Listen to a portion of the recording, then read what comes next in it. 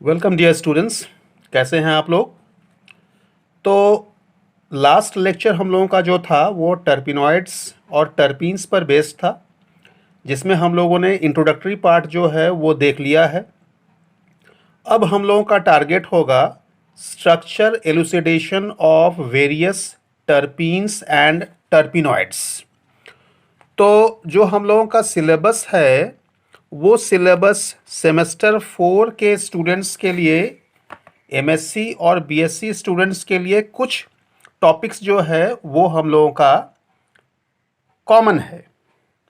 तो PG students के लिए जो सिलेबस हम लोगों का है उसमें सिट्राल मॉलिक्यूल, अल्फा टर्पिनियोल, जिंजेबेरिन, सेंटोनिन और बिसाबोलिन के बारे में स्टडी करना है।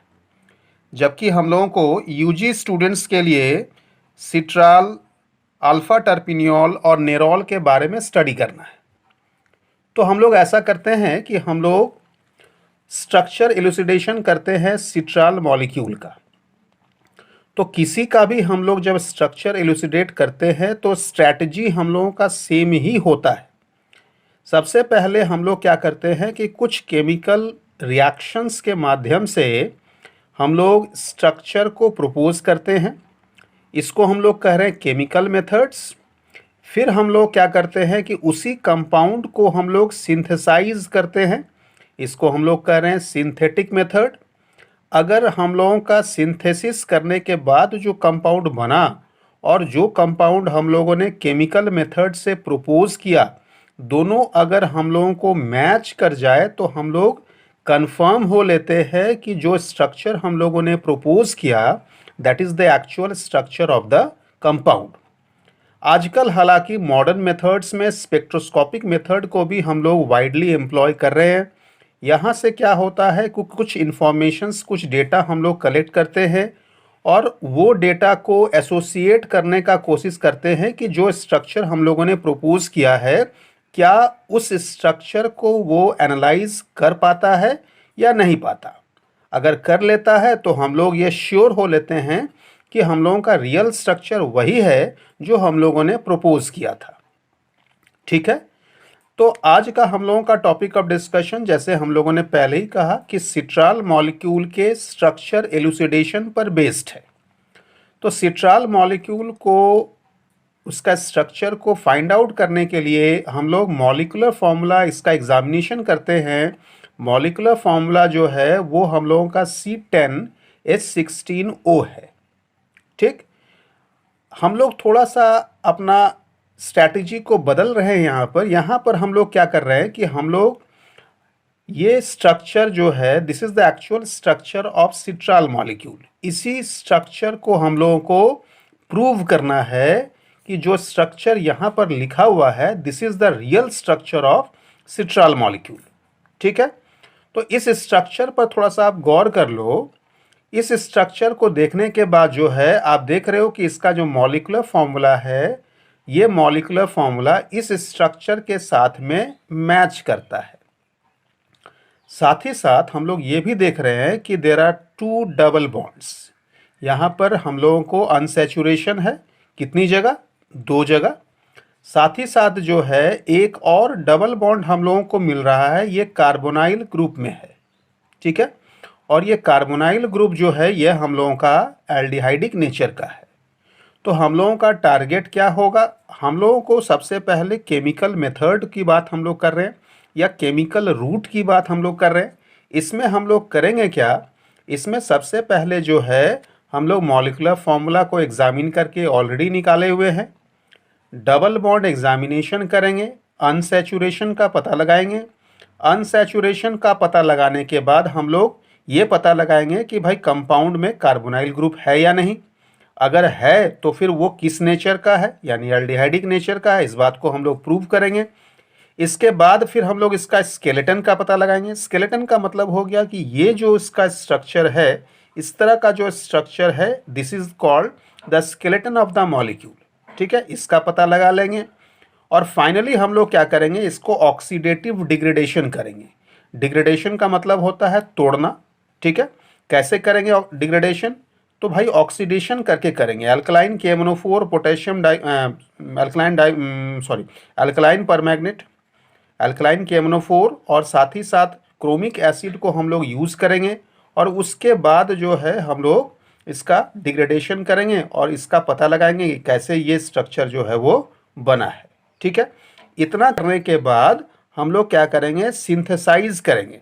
तो सिंथेसाइज करने के लिए हम लोग दो मेथड एम्प्लॉय करेंगे। एक तो हो गया क्लासिकल मेथड और अभी का एक प्रेजेंट मेथड जिसको मॉडर्न मेथड करेंगे। ठीक है, ये दो मेथड से हम लोग क्या करेंगे, सिंथेसाइज करेंगे इस सिट्राल मॉलिक्यूल को और फाइनली इसको हम लोग कन्फर्मेशन कर देंगे स्पेक्ट्रोस्कोपिक रूट से, यानी स्पेक्ट्रोस्कोपिक मेथड से कंफर्म कर लेंगे। कंफर्म हम लोग कह देंगे कि भाई this is the structure of Citral molecule. बात समझ गए? ठीक है, तो अब हम लोग ऐसा मान के चलते हैं कि हम लोगों को स्ट्रक्चर जो है सिट्राल मॉलिक्यूल का नोन नहीं है, लेकिन दिमाग के किसी भी कोने में आप इस बात को रखना कि सिट्राल मॉलिक्यूल का जो स्ट्रक्चर है वो कुछ इस तरह का है। इसमें दो डबल बॉन्ड है, एक कार्बोनाइल ग्रुप है। कार्बोनाइल ग्रुप जो है वो हम लोगों का एल्डिहाइडिक नेचर का है। इसका स्केलेटन कुछ इस तरह का है। ठीक है, तो आइए फिर हम लोग ऐसा करेंगे कि हम लोग केमिकल मेथड से कुछ केमिकल रिएक्शंस के सहारे स्ट्रक्चर को फाइंड आउट करने का प्रयास करेंगे।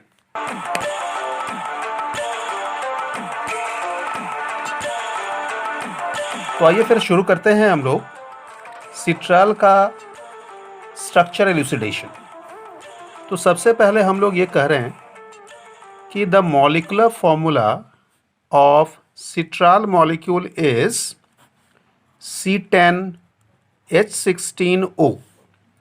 यहीं पर एक सवाल आपसे मैं पूछना चाहूँगा, can you identify the type of terpenoid Citral molecule is? Right, बिल्कुल सही कहा आपने कि ये जो है ये हम लोगों का एक मोनोटर्पिनॉइड है। पिछले क्लास में, पिछले वीडियो में हम लोगों ने देखा था कि हम लोगों को करना क्या है, एन वैल्यू निकालना है। एन वैल्यू निकालने के लिए क्या फॉर्मूला था कि number of carbon atoms present in the compound, in this case it is 10 and we have to divide it by 10। तो हम लोग इसको 10 से डिवाइड करेंगे। What will be the answer? The answer is 1। 1 means mono, यानी कि ये मोनोटर्पिनॉइड है। तो सिट्राल मॉलिक्यूल जो है ये एक मोनोटर्पिनॉइड है, ये हम लोगों को पता चल गया। अच्छा ठीक है, आगे बढ़ते हैं। चलिए, तो इसका मॉलिक्यूलर फॉर्मूला जो है वो हम लोगों को C10H16O मिला। इसको हम लोग कह दे रहे हैं पॉइंट नंबर 1। अब आते हैं पॉइंट नंबर 2 में। इसका पता हम लोग लगाते हैं। इसमें हम लोग ये पता लगा रहे हैं कि what is the number of double bonds. ठीक है, तो हम लोग क्या करते हैं कि डबल बॉन्ड एग्जामिनेशन या हम लोग इवैल्यूएशन कर लेते हैं। तो डबल बॉन्ड एग्जामिनेशन का जो फॉर्मूला होता है ये आप जानते ही होंगे कि इसमें हम लोगों का है number of carbon atoms minus number of hydrogen atoms divided by 2 plus 1। ये डबल बॉन्ड एग्जामिनेशन का हम लोगों का फॉर्मूला है। तो इस केस में जो कार्बन एटम्स की संख्या है that is 10 and the number of hydrogen atoms कितने हैं 16। We have to divide it by 2 और प्लस 1 हो गया। तो इस केस को अगर हम लोग सॉल्व करें तो क्या मिला, 10 माइनस 8 प्लस 1। तो यहाँ से हम लोगों को मिल गया आंसर हम लोगों का 3। तो ये जो 3 हम लोगों को मिला है, इससे ये क्लियर हो गया कि there are 3 double bonds in the citral molecule. ठीक है, 3 डबल बॉन्ड का भी हम लोगों ने पता यहाँ पर लगा लिया। चलिए फिर आगे बढ़ते हैं। नेक्स्ट हम लोग कहते हैं कि जब डबल बॉन्ड का पता लगा लिया हम लोगों ने, तो इसको अब जो है हम लोग इसमें कुछ एडिशन रिएक्शंस करवाने का कोशिश करते हैं। तो एडिशन रिएक्शन अगर हम लोग करवाते हैं तो सपोज कीजिए कि ये हम लोगों का फॉर्मूला है, मॉलिक्यूलर फॉर्मूला सिट्राल मॉलिक्यूल का। इसको हम लोग करते हैं क्या कि इसमें हम लोग एडिशन करवाते हैं। किसका ना, हाइड्रोजन का। मान लीजिए हम लोग रैने निकल से हाइड्रोजनेशन करवाते हैं। तो फैक्ट हम लोगों को जो देखने को मिलता है वो है क्या कि इसमें 2 मॉलिक्यूल ऑफ हाइड्रोजन जो है वो ऐड होता है। कंपाउंड क्या बनेगा आप खुद सोचो। C10 ये 16 था पहले से, तो यहाँ पर 2 मॉलिक्यूल के एडिशन से हो गया 20 और ये O बना। ठीक है, तो C10H20O हम लोगों को मिला। दो ही मॉलिक्यूल जो है हाइड्रोजन का वो ऐड हुआ, लेकिन हम लोगों को पता था कि भाई इसमें क्या है, इसमें 3 डबल बॉन्ड्स है, लेकिन दो ही मॉलिक्यूल का जो है यहाँ पर एडिशन हुआ। ठीक, तो इसका मतलब है कि 2 डबल बॉन्ड होगा। इस बात का कंफर्मेशन एक और रिएक्शन से हम लोगों को हो जाता है, जब इसका हम लोग ब्रोमिनेशन कराते हैं। ब्रोमिनेशन से क्या होगा, जब हम लोग ब्रोमिनेशन कराएंगे तो हम लोगों को क्या होगा कि 2 मॉलिक्यूल ब्रोमीन का ऐड होगा। तो इस केस में हम लोगों को जो मिलेगा कंपाउंड, जो प्रोडक्ट बनेगा वो कुछ ऐसा होगा, C10H16, यहाँ पर हम लोगों को हो जाएगा Br4 और O। तो फिर से ये कंफर्म हो गया कि there are only 2 double bonds. ठीक है, आप बीच बीच में जो है इस बात को याद करते रहना कि जो स्ट्रक्चर हम लोगों ने देखा था, क्या उस स्ट्रक्चर की ओर हम लोग बढ़ रहे हैं कि नहीं बढ़ रहे हैं।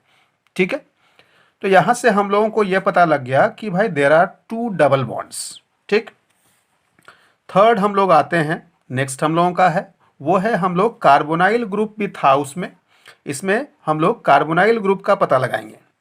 तो कार्बोनाइल ग्रुप का पता लगाने के लिए हम लोगों के पास में बहुत सारा रिएक्शंस है, जैसे बहुत सारा एडिशन रिएक्शंस हम लोग लोअर क्लासेस में पढ़ चुके हैं कि कार्बोनाइल ग्रुप का पता लगाने के लिए हम लोगों के पास में ये वाला रिएजेंट है, व्हाट इज़ द नेम, हाइड्रोक्सीलेमिन। तो हाइड्रोक्सीलेमिन के साथ में जो हम लोगों का सिट्राल मॉलिक्यूल है वो हम लोगों को ऑक्साइम बनाता है। साथ ही साथ अगर हम लोग इसको हाइड्राजीन मॉलिक्यूल के साथ में रिएक्शन करवाएं तो हाइड्राजोन बनेगा। और साथ ही साथ अगर मान लीजिए हम लोग फिनाइल हाइड्राजीन के साथ में कर दें रिएक्शन इसका, तो हम लोगों को फिनाइल हाइड्राजोन मिलेगा। तो ये तीनों रिएक्शन जो है वो ये तीनों रिएजेंट के साथ में जो रिएक्शन है ये प्रूव करता है कि Citral molecule contains 1 carbonyl group. तो यहाँ से क्या पता चला कि हम लोगों का जो सिट्राल मॉलिक्यूल है उसमें क्या है, कार्बोनाइल ग्रुप प्रेजेंट है। अब कार्बोनाइल ग्रुप का नेचर को हम लोग देख लें कि क्या कैसा नेचर है इसका। तो पता चला हम लोगों को कि जब हम लोग C10H16O ये सिट्राल मॉलिक्यूल है, इसको जब हम लोग टॉलेंस रिएजेंट से रिएक्शन करवाते हैं, टॉलेंस रिएजेंट आप जानते ही हो, टॉलेंस रिएजेंट क्या होता है, अमोनिकल सिल्वर नाइट्रेट को ही टॉलेंस रिएजेंट कहते हैं। तो टॉलेंस रिएजेंट के साथ में ये रिएक्शन करता है, यानी कि यहाँ पर जो है हम लोगों को ये पॉजिटिव रेस्पॉन्स दिखाता है। पॉजिटिव रेस्पॉन्स दिखाना ये साबित करता है कि हम लोगों का जो कार्बोनाइल नेचर है सिट्राल मॉलिक्यूल में वो एल्डिहाइडिक है। तो इसमें होता क्या है कि इसमें हम लोगों को जेरानिक एसिड बनता है। कौन सा एसिड, जेरानिक एसिड। इसका मॉलिक्यूलर फॉर्मूला जो है वो है हम लोगों का C10H16O2। ये जेरानिक एसिड हम लोगों को मिला। ठीक है, तो ये जेरानिक एसिड का बनना ये साबित करता है कि हम लोगों का जो सिट्राल मॉलिक्यूल है उस सिट्राल मॉलिक्यूल में जो कार्बोनाइल है वो हम लोगों को एल्डिहाइडिक नेचर का है। यहाँ पर भी जो है हम लोग एक और रिएक्शन करवा सकते हैं, वो है हम लोगों का, अगर मान लीजिए इसको जब हम लोग सोडियम अमलगम से रिएक्शन करवाएं इन प्रेजेंस ऑफ HCl, जिसको हम लोग करवाने पर क्या होता है कि यहाँ पर हम लोगों को 1 डिग्री अल्कोहल बनता है। क्या बनता है, 1 डिग्री अल्कोहल। तो 1 डिग्री ऑल का बनना ये साबित करता है कि हम लोगों का जो कार्बोनाइल नेचर है, कार्बोनाइल का जो कंपाउंड है या कार्बोनाइल ग्रुप जो प्रेजेंट है वो हम लोगों का एल्डिहाइडिक नेचर का ही होगा। और इस केस में हम लोगों को क्या बन रहा है, इसको हम लोग कह रहे हैं जेरानॉल। ठीक है, जेरानॉल हम लोग इसको कह रहे हैं। तो या ये जो हम लोगों को जो कंपाउंड बना ये साबित कर रहा है कि हम लोगों का जो नेचर है वो हम लोगों को एल्डिहाइडिक नेचर का ही है। ठीक है, अब हम लोग क्या करते हैं, इसके स्केलेटन का पता लगाते हैं। स्केलेटन का मतलब आप समझ रहे हो, जैसे हम लोगों ने शुरू में ही डिस्कस किया था कि जो स्ट्रक्चर हम लोगों का था, यहाँ पर जो है हम लोग थोड़ा सा हाइपोथेटिकल एक वर्चुअल जो है स्ट्रक्चर ड्रॉ कर रहे हैं। वर्चुअल स्ट्रक्चर से आपको पता चल गया कि भाई हम लोगों का स्ट्रक्चर क्या था। ठीक है। तो इसके लिए क्या करना है कि आपको रिएक्शन करवाना है, ये जो सिट्राल मॉलिक्यूल है उस सिट्राल मॉलिक्यूल का रिएक्शन जब आप करवाओगे पोटेशियम हाइड्रोजन सल्फेट के साथ में, पोटेशियम हाइड्रोजन सल्फेट के साथ में, तो फिर क्या होगा, थोड़ा सा आपको यहाँ पर हीट भी करना होगा। तो यहाँ पर क्या होगा ना, डीहाइड्रोजिनेशन होगा। डीहाइड्रोजिनेशन का मतलब आप समझ रहे हो, हाइड्रोजन का रिमूवल। और आपको जो है यहाँ पर क्या मिलेगा ना, पारासाइमीन मिलेगा। पारासाइमीन जो है वो हम लोगों को मिलेगा। पारासाइमीन का स्ट्रक्चर जो है यहाँ पर हम लोग ड्रॉ कर रहे हैं, ये कुछ इस तरह का है। ये भी एक एरोमेटिक कंपाउंड है। तो ये हम लोगों का हो गया बेंजीन रिंग, और यहाँ पर आइसोप्रोपाइल रिंग है, आइसोप्रोपाइल रिंग हो गया, और एक तो यहाँ पर जो है मिथाइल रिंग भी हो गया। तो यहाँ से ये पता चला कि हम लोगों का जो है कुछ स्ट्रक्चर या जो स्केलेटन है सिट्राल मॉलिक्यूल का, वो हम लोगों को कुछ इस तरीके का ही होगा। ठीक है। अब हम लोग क्या करेंगे, अब हम लोग ये जो रिएक्शन है इसमें हम लोग, ये जो सिट्राल मॉलिक्यूल है इसमें हम लोग रेट्रो एल्डोल कंडेंसेशन करवाते हैं। तो रेट्रो एल्डोल कंडेंसेशन में हम लोग कर क्या रहे हैं, हम लोग एल्डोल कंडेंसेशन के बारे में आप जानते ही होंगे। एल्डोल कंडेंसेशन में हम लोग क्या कहते हैं, हम लोग कहते हैं, अगर आपको याद ना हो तो थोड़ा सा हम लोग यहाँ पर चर्चा कर लें। उसमें हम लोग कहते हैं कि किसी भी कार्बोनाइल कंपाउंड में एल्डोल कंडेंसेशन होगा, शर्त यह है कि उसमें हम लोगों को अल्फा हाइड्रोजन होना चाहिए। ठीक है, याद आया आपको। तो हम लोग क्या करेंगे, एल्डोल कंडेंसेशन करवाएंगे, लेकिन हम लोग इसको उल्टे तरह से करवाएंगे, यानी कि प्रोडक्ट से रिएक्टेंट हम लोग बनाएंगे। ठीक है। तो जैसे अगर आपको याद होगा, फिर से मैं आपको याद दिला रहा हूँ, कहने का मतलब जैसे मान लीजिए दो मॉलिक्यूल अगर एसिटल्डिहाइड हम लोग लेते थे तो हम लोगों को जो प्रोडक्ट बनता था वो एल्डोल था। हम लोग क्या करेंगे, एल्डोल लेंगे और उसको इस तरह से तोड़ेंगे कि हम लोगों को दो मॉलिक्यूल एसिटल्डिहाइड का मिल जाए। ठीक है, इसी को हम लोग कह रहे हैं रेट्रो एल्डोल कंडेंसेशन। ठीक। तो अब हम लोग क्या कर रहे हैं, अब हम लोग ले रहे हैं जो हम लोगों का सिट्राल मॉलिक्यूल था जिसका मॉलिक्यूलर फॉर्मूला C10H16O था, इसमें हम लोग क्या कर रहे हैं, इसमें हम लोग रिएक्शन करवा रहे हैं K2CO3 से। ठीक है, पोटेशियम कार्बोनेट से हम लोग कर रहे हैं और एक्वस मीडियम ले रहे हैं। तो यहाँ से क्या होगा, यहाँ से हम लोगों को एक मॉलिक्यूल CH3CHO का और एक मॉलिक्यूल ये मिलेगा। ठीक। तो यहाँ पर जो है हम लोग इस कंपाउंड को कलेक्ट करने में सफल हो जाएंगे। तो ये जो कंपाउंड है इसको हम लोग कह रहे हैं, जैसे मान लीजिए यहाँ से हम लोग अगर शुरू करें तो 1 2 3 4 5 6 और ये 7 हो गया।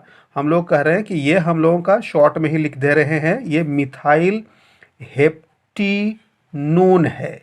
तो मिथाइल हेप्टिनोन और साथ ही साथ हम लोगों को क्या मिला, एसिटल्डिहाइड मिला।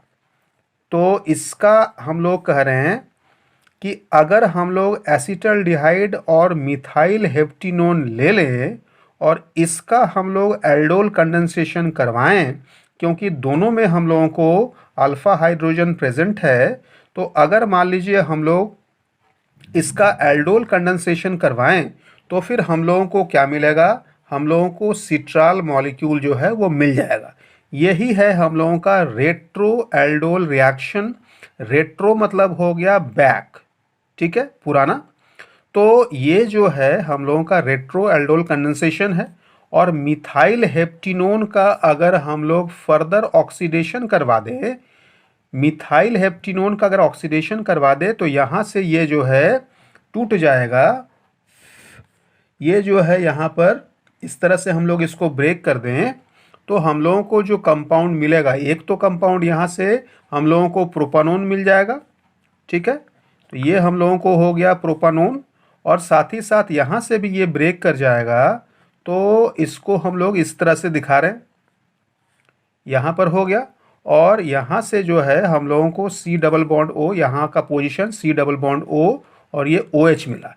इसको हम लोग कह रहे हैं ये कहलाता है लेवुलिक एसिड, LAEVULIC, लेवुलिक एसिड। तो ये जो रेट्रो एल्डोल रिएक्शन है, ये रेट्रो एल्डोल रिएक्शन भी एक तरह का हम लोगों को स्ट्रक्चर को सपोर्ट करने में मदद करता है। ठीक है, अब हम लोग आते हैं अगला, जिसको हम लोग कह रहे थे कि ऑक्सीडेटिव डिग्रेडेशन। ठीक है, हम लोग कौन सा रिएक्शन करने जा रहे हैं? अब हम लोग करने जा रहे हैं ऑक्सीडेटिव डिग्रेडेशन। ठीक है, तो ऑक्सीडेटिव डिग्रेडेशन करने जा रहे हैं, तो इसमें हम लोग ले लेंगे कंपाउंड C10H16O, जो कि हम लोगों का सिट्राल मॉलिक्यूल था, और इसको हम लोग स्ट्रॉन्ग कंडीशन में ऑक्सीडाइज करेंगे। Potassium permanganate in presence of any alkali, और साथ ही साथ जो है क्रोमिक एसिड भी ले लेंगे। यहाँ पर हम लोग ले लिए हैं क्रोमिक एसिड CrO3। तो यहाँ से जो है हम लोगों को क्या मिलेगा ना, हम लोगों को जो कंपाउंड मिलेगा वो कुछ इस तरह का होगा। पहला तो है कि ये लेवुलिक एसिड हम लोगों को फिर से मिलेगा, ये हो गया, यहाँ से हम लोग दिखा दे रहे हैं, ये हम लोगों का हो गया लेवुलिक एसिड। और साथ ही साथ जो है हम लोगों को एसीटोन भी मिलेगा, एसीटोन भी मिल गया। और एक कंपाउंड मिलता है जिसको हम लोग कह रहे हैं ऑक्जेलिक एसिड। तो ये ऑक्जेलिक एसिड भी हम लोगों को मिलता है। तो ये 3 कंपाउंड हम लोगों को मिला जब इसको हम लोग ऑक्सीडेटिव डिग्रेडेशन करते हैं। पहला कंपाउंड है लेवुलिक एसिड, दूसरा कंपाउंड है एसीटोन, और तीसरा है हम लोगों का ऑक्जेलिक एसिड।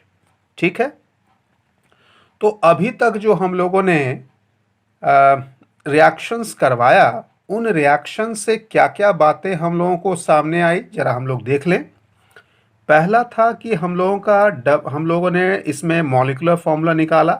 मॉलिक्यूलर फार्मूला जो निकालते हैं हम लोग वो एस्टिमेशन मेथड्स वगैरह से निकालते हैं। तो C10H16O था।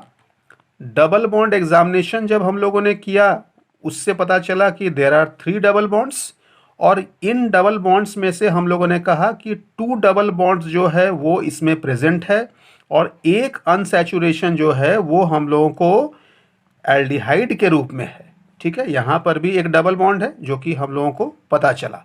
और साथ ही साथ जब हम लोगों ने वेरियस रिएक्शंस करवाया, रेट्रो एल्डोल करवाया या फिर हम लोग ऑक्सीडेटिव डिग्रेडेशन करवाए, तो फिर हम लोगों को ये सारे प्रोडक्ट्स मिले।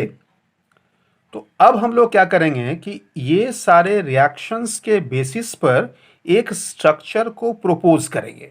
थोड़ा देख लो आप, फिर हम लोग आगे इसका सिंथेटिक मेथड हम लोग बात करेंगे।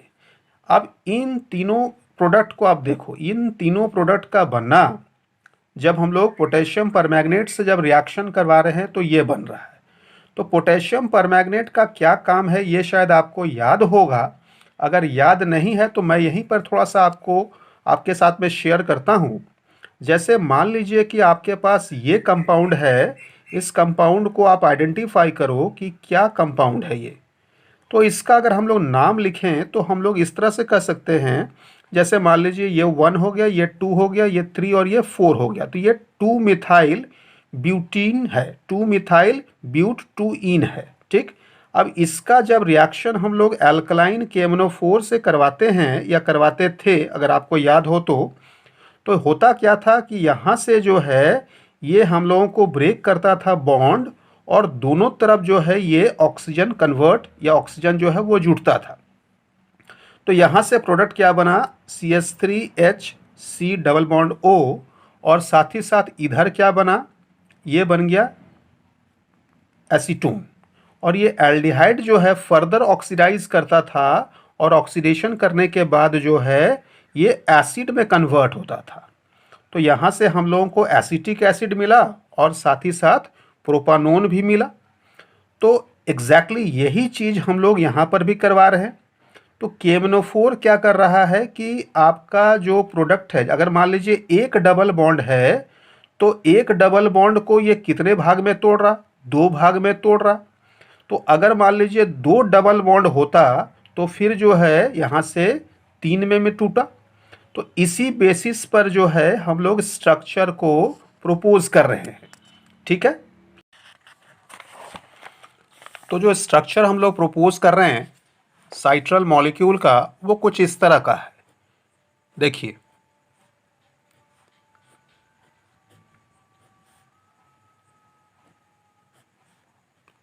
यहाँ पर हम लोगों ने जो रिएक्शन करवाया ऑक्सीडेटिव डिग्रेडेशन, उस रिएक्शन के बेसिस पर हम लोग साइट्रल मॉलिक्यूल का स्ट्रक्चर कुछ इस तरह से प्रपोज कर रहे हैं। सबसे पहले हम लोग काउंट कर लेते हैं कि क्या इसका मॉलिक्यूलर फॉर्मूला C10H16O है या नहीं। सबसे पहले कार्बन काउंट कर लें तो 1 2 3 4 5 6 7 8 9 और यहाँ से 10 हो गया और यहाँ पर हम लोग H लिख दें तो इसका मतलब C10 सही है, H को 16 होना चाहिए तो 3 3 6 हो गया, यहाँ पर एक होगा 7 8 9 10 11 और यहाँ से हो गया 3 यानी 14 और यहाँ पर एक होगा 15 और ये 16, ये भी सही है। और ऑक्सीजन जो है 1 है, ये भी सही है। इसका मतलब मॉलिक्यूलर फॉर्मूला जो है वो सही है।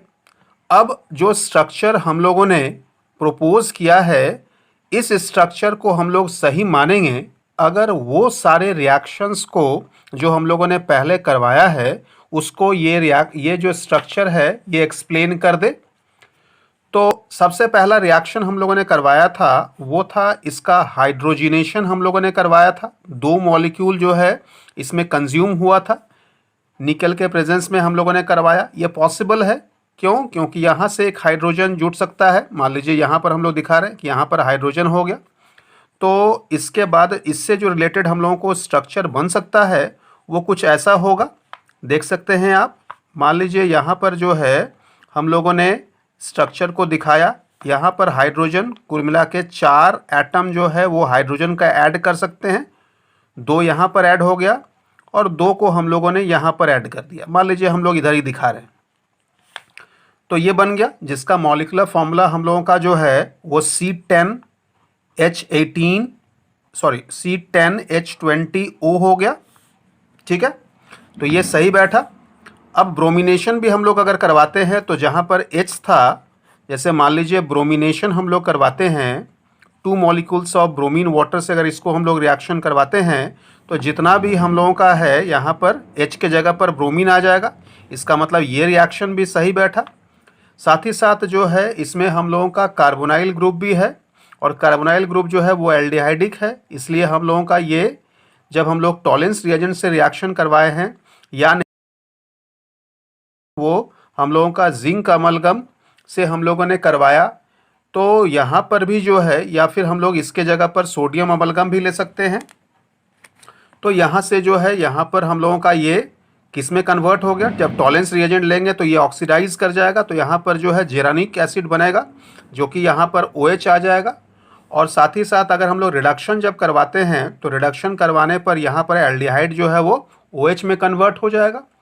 ठीक है, और साथ ही साथ जो है इसमें एक रिएक्शन हम लोगों ने और करवाया था और वो रिएक्शन था हम लोगों का जिसको हम लोग ऑक्सीडेटिव डिग्रेडेशन करवाए थे। ऑक्सीडेटिव डिग्रेडेशन हम लोगों ने करवाया। ऑक्सीडेटिव डिग्रेडेशन में हम लोगों ने इसको तोड़ा, यहाँ से जैसे मान लीजिए हम लोग इसको हम लोग करवा रहे हैं एल्कलाइन KMnO4 से।